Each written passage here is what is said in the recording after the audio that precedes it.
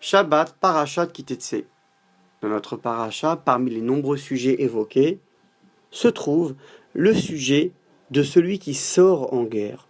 Kitetse la milchama alo yevecha. La Torah s'adresse au guerrier qui sort en guerre contre l'ennemi.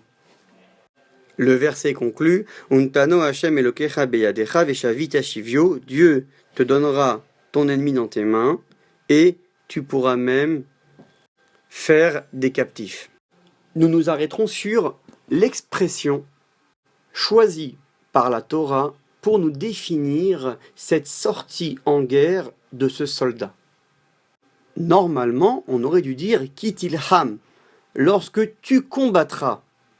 C'est une expression d'ailleurs employée par la Torah dans d'autres endroits. Or là, la Torah emprunte un terme assez exceptionnel. Lorsque tu sortiras en guerre, la Torah qui d'accoutumance est très avare en mots, normalement, on aurait dû dire directement Kitilcham, quand tu combattras. Pourquoi quand tu sortiras en guerre? Encore une note, lorsque la Torah nous parle de cette sortie en guerre, elle nous dit Al oyevecha, au-dessus de ton ennemi. Alors que normalement, on aurait dû dire contre ton ennemi, keneged oyevecha.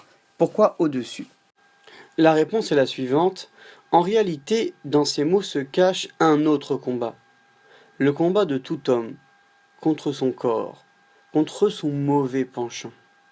Et là, la Torah nous dit que très souvent, on pense que nous sommes faits avec tel ou tel défaut et que il ne sert même pas d'essayer de se travailler, de se changer, de s'améliorer.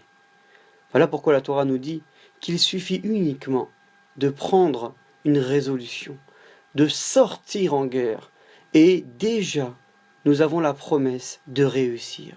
Juste prends cette résolution, dis-toi que c'est possible. Voilà pourquoi la Torah nous dit aussi Al oyevecha, au-dessus de ton ennemi, car dès le moment où on prend sur nous l'initiative de s'améliorer, de combattre, nous avons systématiquement une bénédiction d'Akadosh Baruch Hu. Que la victoire soit de notre côté. Voilà pourquoi il est marqué Al oyevecha, au-dessus de ton ennemi, car tu l'emporteras.